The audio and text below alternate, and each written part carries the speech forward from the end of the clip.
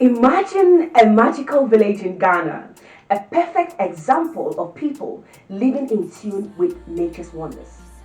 Picture a place gracefully positioned on silt over the gentle lake Tadene. This village, embarked in vibrant green mangrove forest, almost seems to float underwater. Wooden houses and pathways link together, creating a unique waterworld community. This isn't the only place like this. Across our planet, 11 other communities are living in harmony with water. From the Oro people of Peru, who dwell on floating reed island, to the Bajo in Southeast Asia, living on the ocean, to Cambodia's Kampong Fluk and Beni Guinea, often called the veins of Africa. Today, let's explore a story from Ghana, from the enchanting village of Nzulezu. Here, the sun casts a glittering dance over the lake, creating a world of sparkle and light. Small boats glide gently part of the quiet life there. The village is a peaceful heaven, with the gentle rustle of leaves and the melodious songs of birds. The people dressed in vivid and colorful attire go about their daily tasks, their lives intertwined with the rhythm of nature. This serene scene is a beautiful example of the creativity and strength of the Nzulezu people, who have built a life in harmony with the lake. Their extraordinary water village standing as testament to their resilience and ingenuity. Join us on this journey to discover the simple yet profound beauty of living with water in Nzulezu.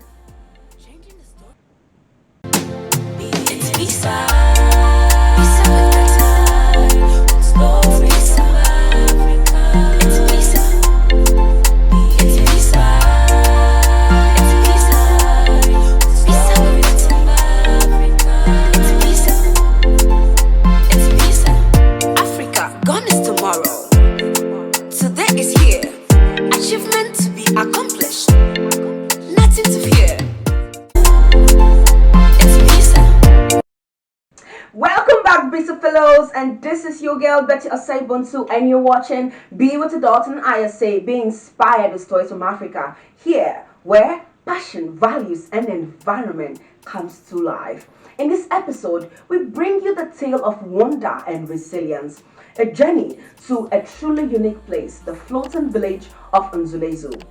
We visited this community not merely to observe, but to amplify the stories of resilience and those truths that flow through the veins of the inhabitants. The sun setting cast a breathtaking pattern of orange and purple across the sky, as you can see, reflecting the vibrant life of Nzulezu. We didn't just observe, we connected, delved deep into the lives of the villagers. We had tales of dreams natured on those waters. We had challenges overcame and the tenacity that only those who live in harmony with nature possesses. During our visit, I drank from the same water that I bathed and it goes into. I slept in moving houses. I ate fresh food from the water. And at that moment, when not just visitors, we are part of their community, bound by shared connection to something larger than ourselves.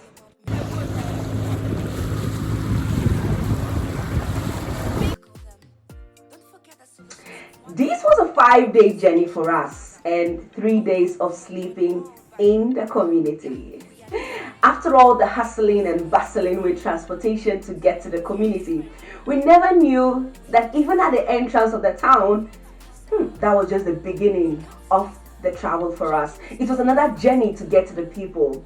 Beyin was what they referred to as the entrance of the Nzulezu community. It is more developed with mud and brick houses than that of Nzulezu. Surprisingly for us, that season the water level was down. Therefore, we had to walk for about 20 minutes before we boarded our boat.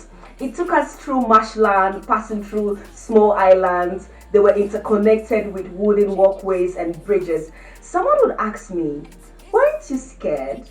But for me, no, I don't know why. We finally got to our destination, a unique and fascinating community in Nzulezu. And we were all in awe. We're like, wow, this is beautiful. Now, let's talk about a brief history of Nzulezu. The village of Nzulezu was founded over 600 years ago by a group of people who migrated from Mali in search of peace and security. They built their village on stilts in the middle of a lake, miles away from the nearest land, so they can be able to see if a threat is coming. The villagers were led by their chief, Nana Tekirika, 8, and their god, who was represented by a snail. Surprising, right? The villagers were eventually able to find peace and security in their new home. Let's listen to the story from the elder as he tells us what really transpired. What's the story about Nzulezu community? Okay. Please, ladies and gentlemen, you are welcome to Nzulezu community. Well, I'm Mr. Emmanuelata from this community. I've been appointed by the chief and elders to receive visitors when they come here, interact with them, and then give them the brief history about our community. As you are now here, I will now continue the history. Well, our ancestors who came and located here, they were not Ghanaians. They migrated from Mali because of war. They were in Mali, but in the land of Timbuktu. The war happened on 14th and 15th century. That was Songhai and Mali Empire.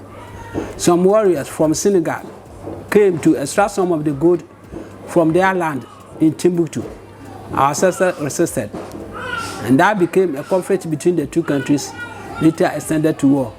They fought for some years, and most of our ancestors were massacred like sheep or fowls. During that time, our ancestors were then worshipping gods. That god they worship is the form is like a snail, but you can't see it with your visual eyes. Only the fetish priest can see the god, interact with the god. Whatever the god tells him, also narrate to the people.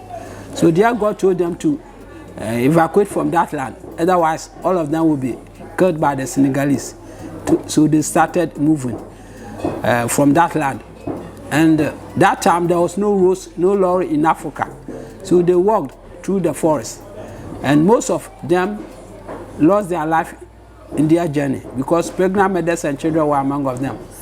The pregnant mothers, when you deliver in the forest, they just leave you there. Most of them were sick. They used their herbs to treat them. When you survive, you join them. If you don't survive, they pass by. So numerous of people died through their journey. And the rest continued their journey. They came and passed by Burkina Faso and later arrived in Ghana. In Ghana here, their first station was Wenchi in Brongahafo region. From Wenchi, they moved to Techiman. From Techiman, they came to Esipon, Western region, 2nd D. From there, they turned to Nzemaland, a community called Esiema. From Esiema, they passed through the coastal land, they reached at a certain community called Bakanta. When they reached there, they didn't settle there. They found out that there's a river that joins a sea over there. So their god moved through the water. Well, they have to follow their god. And how can they follow their god on water? They thought it was to cut down big trees, which can float on water, turning it to make raft. And they sat on it, they paddle gradually, they appear here. So the route of the water passes this way. Well, when they appeared here, their first settlement was the other side of the river. They made temporary houses with thatches. Over there, because the wind is very strong, they are near the sea. So when the sea breeze from the coastal, when it go into the middle of the water, it's very strong. And then their temporary houses they made with thatches. Formerly, we don't have matches to light. They use stones. They strike the stones before they get the fire. So the firewood, they cut it, long ones, big ones, they gather it, then striking the stone, and then they get the fire. So living there in search of land, after they have returned, most of their houses got burnt. There were 43 chiefs and their soldiers who appeared here first. So the 42 chiefs and their soldiers decided to leave. They can't suffer double agony. So they separated, and most of them went to Côte d'Ivoire. At Côte d'Ivoire, we have a lagoon there called Abbey Lagoon. That lagoon, those settled around that lagoon, they were our ancestors who moved from here to that place. So we here, we communicate with those people at Côte d'Ivoire because they brought their God here. We have a shrine every year on the month of April, they sacrifice the god with sheep and fowls. During that period, those people at Cote d'Ivoire are invited. And some of them come here and then we celebrate the sacrification. Well, when these people have departed, left with one king and his soldiers, the king's name is called Takrika. It's a Marian name. His language was called Muga. Here is a one specific royal family who is entitled to be on the throne here. So if the chief passes away, the royal family has to search through the family and select another person to be installed as a chief. So if you are installed as a chief, you bear that name, Tekrika. But here we count it. The current chief is called Nana Tekrika the Seventh. It's on the throne. His language called Muga. Crossed the water, came to this side to fish for household consumption.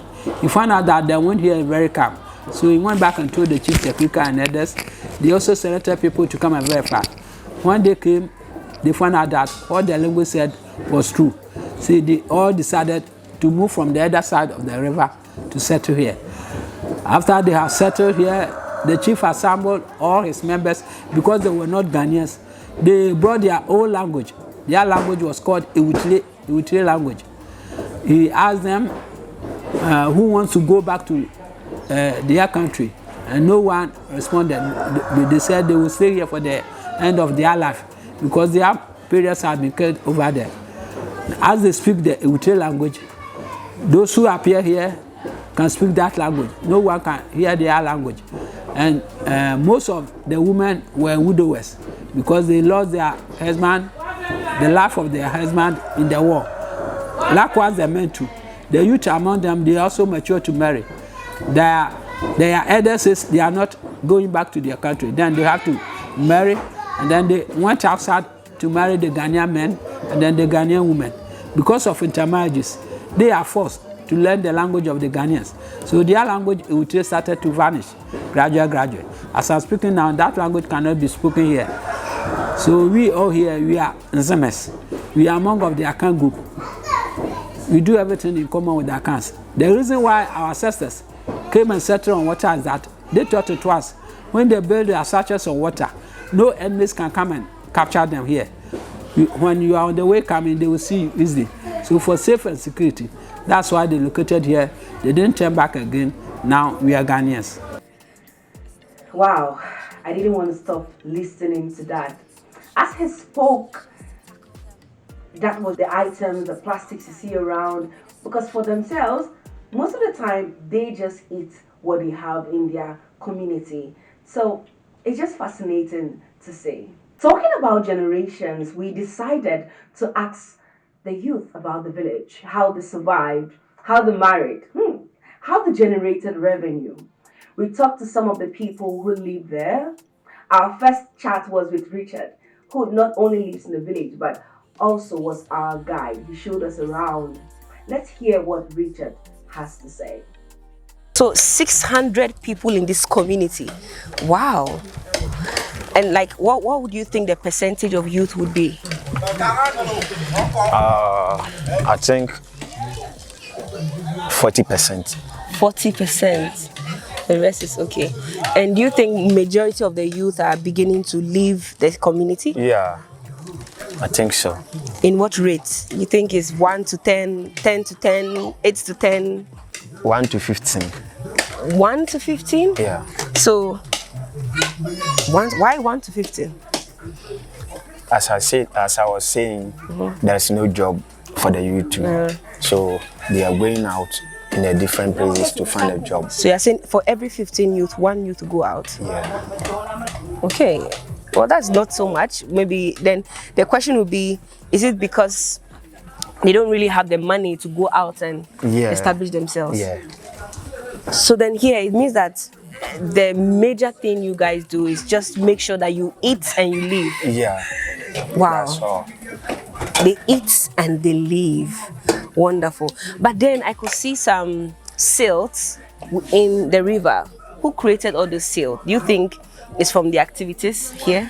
Yeah. Here we don't have a dumping area.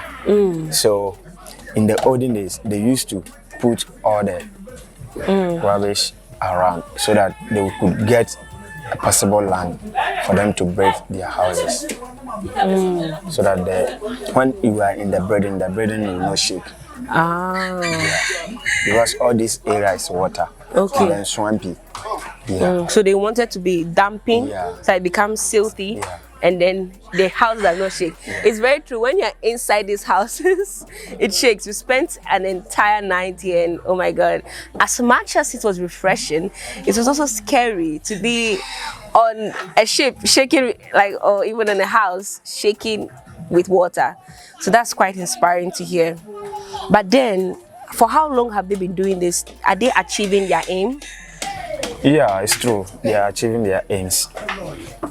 Because when you want to build a house and then that area is not hard, we cannot build it. Yeah, the building will shake and then collapse. But don't you think you people are also affecting the water body, like the fishes? I don't know how the fishing was before and how it is now. We are affecting the water bodies because of the rubber. The rubbish, okay, the plastics. Yeah, plastic. It throw the fish away from the river. Yeah. So nowadays you don't get much fish in the river. Wow. Well, that's sad to hear. So then what are you guys doing about it? We are planning to use dustbin all over, so we don't dump. So then at the end of the day, where do you send the dustbin to? Yeah, we have a land far away from this area, so we pick all the dustbin and then put them in the boat and then send them to the nearest Wow. land. But is there also no way to reduce the amount of rubbish that you people generate on a normal day? There's no way, because when you go to market, they will give you buy something, they will give you a portion and then you bring it back to this community. After that, we throw it away. But is there no possibility that you guys can take your own stuff to the market so that at the end of the day, you don't get to bring back the rubbish? You know, the women, they used to go with baskets, and then when they get there, they buy the things with the rubber. The polythene bag, and then. But they can decide not to take those, can't they? You know that you tell them not to bring it back. They will say we are not going to tell them what to do. I see. But then they can really see the impact it's causing in the community. But then in terms of building houses, you are a contractor yourself. How do you build the house? Because I see there's water down. Do you people go down? Do you dive down? You know, here, when you want to build a house, you have to get the stamps, like this one, the pillars. Okay. Then you gather the youth over here. Every 4 or 5 people will take a pillar, and then we pull it down like we are panning fufu. So we have a certain level. When you reach, then we stop. Wow. Yeah.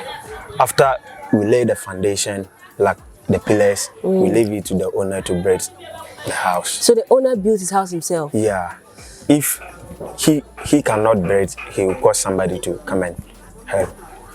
Wow. Yeah. But what's the material used in building? We use wood and then raffia sticks, like this one. These are the raffia sticks. Raffia. You get it from the raffia palm. It's like a palm tree. Yeah. And it's free, right? You guys don't it's free. purchase it. I see. But if you want to buy some of the raffia stick, then you get some of the raffia stick. Yeah. Wow.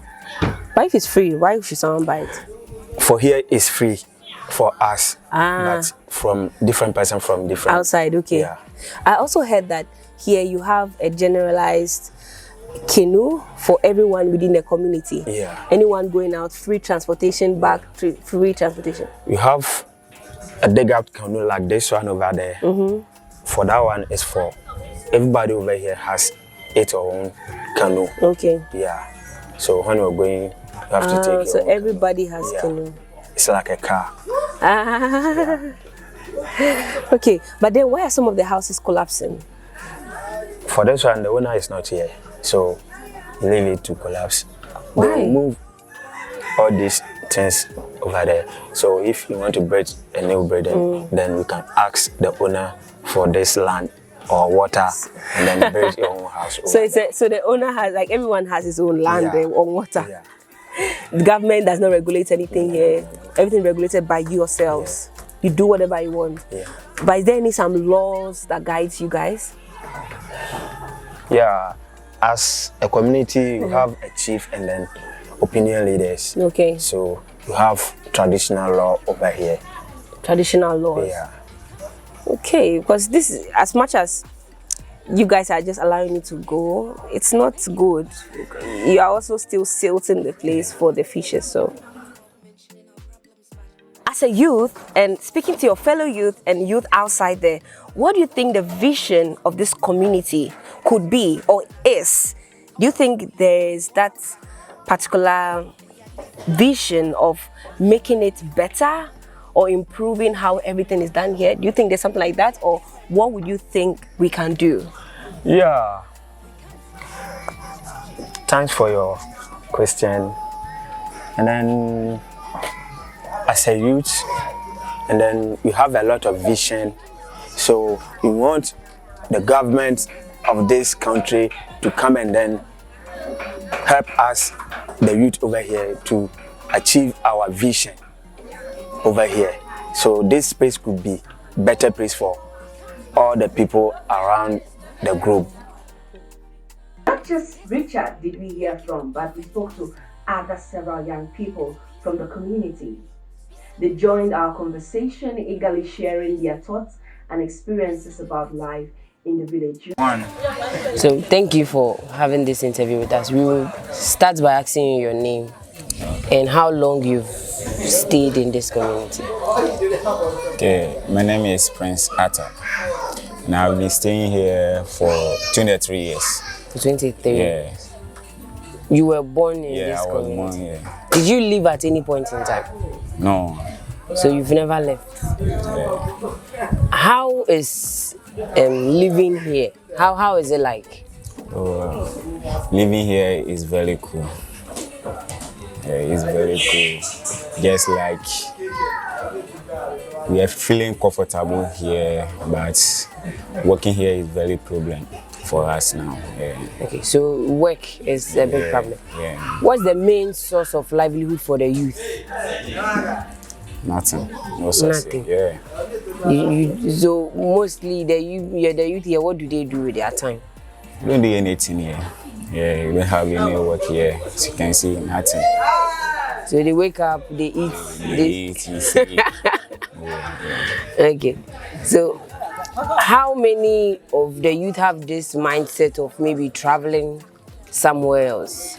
Let's say 80%. Okay. 80% They of want the to. youth, yeah. So why have they not traveled yet? Just by time. Okay. Does it have anything to do with money or where you live outside this community? Yeah, like we all want to have money.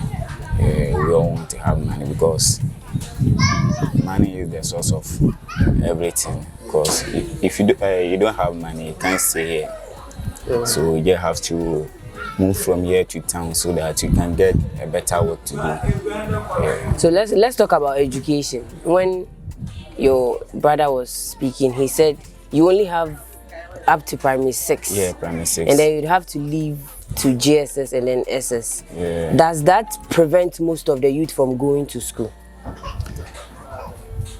Yeah. Maybe they are feeling lazy or something, they don't want to.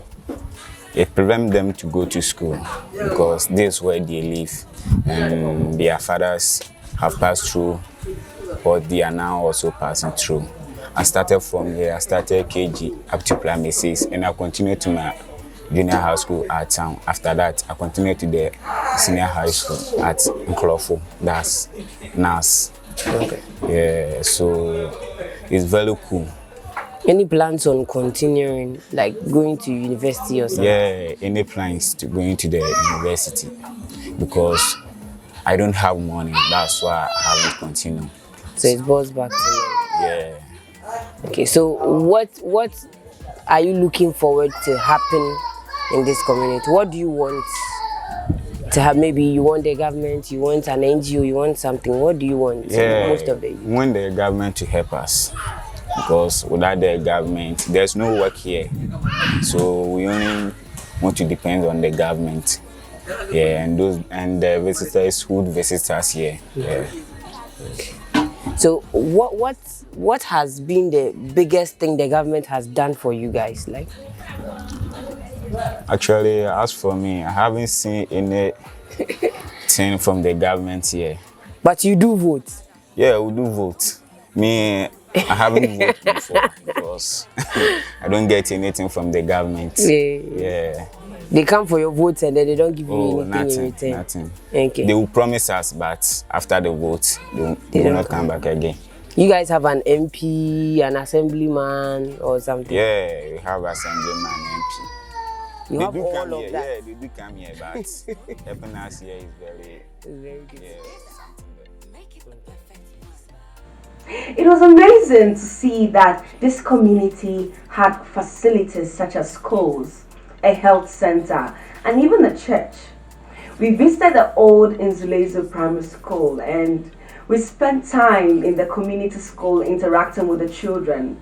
Their bright eyes filled with curiosity and eagerness to learn. These children, just like any other people, had big dreams for their future and even for their community, and it's really lovely to interact with them. But they faced several challenges. Some of the children, they said that once they reach a secondary level, they would have to take a boat or canoe to the town to go to school around Benin area. There were lack of teachers, facilities, infrastructures. Those were just quite appalling to hear. We even spoke to some of the young boys to hear what needs they needed in their school. There's no place without challenges, but hope, you see. When you hear those, it becomes a source of inspiration for people. It was inspiring to hear those children have hope even within the midst of those adversities. Thank you very much for agreeing to do the interview with us. We would like to know your name and how long you've been in this community. Okay. My name is Ivan Skujo. I am the head of the school, that is Old Nzulezu MA Primary School, and I have been here for 13 years. Oh, it means you were not born here? Yes, I wasn't born here. I am from Benin. Oh, okay. Yes. So what motivated you to come here? Because when we were doing our interview, the man was like, when teachers are posted here, they normally don't like to stay in the community. So what got you to stay? Okay. The school here, that is Nzulezu MA Primary School, collapsed in the year 2009. And unfortunately, this case were crossing the lake to Benin. So I was then teaching at Benin. And it touches my heart to come and support the people of Nzulezu MA Primary School. That is why I devoted myself to come. So in the year 2010, 1st October, I wrote to GES that I wanted to be posted here. So when I wrote the transfer and the letter was given to me to come and help. So that was my main reason why I came here, because it wasn't easy for these people to, paddle all the way from here to Benin, because paddling from here to Benin is an hour. So that motivated me to come and support them. So that is my main reason of coming to Nzulezu. Yeah. The teachers who are posted here, Yeah. do they have any form of like accommodation? What prevents them from staying here? Why do most teachers change their schools? As I'm speaking, we have a teacher's quarters. Yes, we have a teacher's quarters of 3 rooms. But sometimes when teachers are posted, they say they are scared of the water or they are scared of the lake. That is their main reason why they don't come. But for me, I don't see anything. Though individual differences. Yeah. For instance, when someone says he is scared, you cannot, force the person not to come. or you cannot force the person to, yes, to come and stay. So as I'm saying, it is individual differences. So I've been here for 13 years. A lot of teachers have been posted to come, but as they come, they don't stay. So a colleague of mine, who is the assistant head teacher, he has been here for 14 years, and I have been also here for 13 years. Okay. So how is teaching here, like support from government and other stuff? How do you run the school? We have what is known as capitation grant.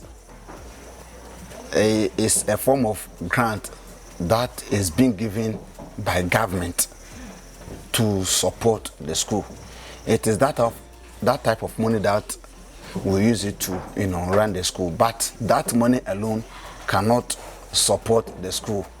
But the visitors or the tourists who used to come, they support the school financially, because we have a book. There is a community center.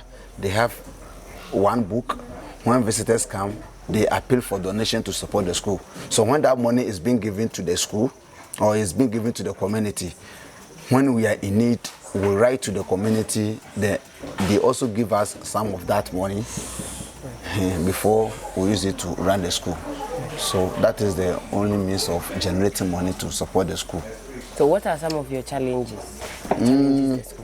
For challenges of the school, the first challenge is inadequate teachers and lack of safety equipment for the staff.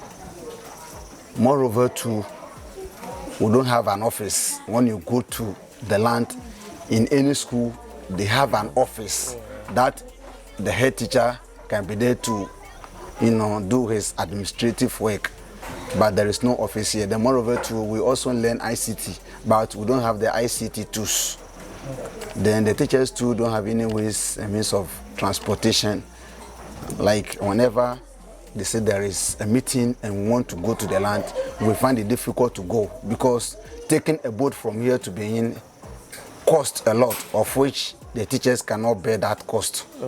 So means of transportation is one of the major challenges, and there is no any incentives for the staff. So these are some of the major challenges that the school is having. Okay. Yeah. Thank you very much. Go. My name is Prosper Elize. I come from Nzulezu. The school name is Nzulezu MA School. Which class are you? I am class 6. Look like government know your mama. Can you You come to school today. Yes, Yes, shoes. yes, Yes, eraser. yes. The file. Okay. Yes, sharpener. Yes, Yes, teachers. blue computers. Yes, blue.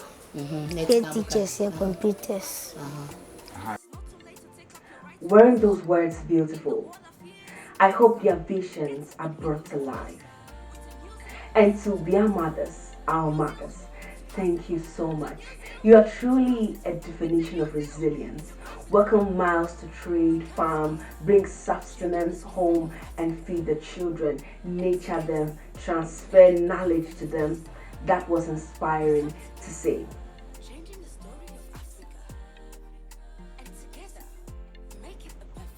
As our journey in Nzulezu comes to a close, we carry with us not just memories but lessons in resilience and adaptability. In this unique village, every sail, every canoe, every smile tells a story of strength, of a community that has not just survived but thrived in harmony with nature. But this story isn't just about Nzulezu. It's a universal tale of human perseverance around the world. In places far and near, there are communities facing challenges, each with its own unique story of resilience. Like the people of Nzulezu, they too deserve our support and recognition. As we say goodbye to this enchanting village, let's not forget the spirit of Nzulezu. Let's carry it with us in our hearts and minds, letting it inspire us to support those who are building their lives in the face of adversity. Whether it's through spreading awareness, contributing to a cause that aids such communities, or simply learning their way of life, every action counts.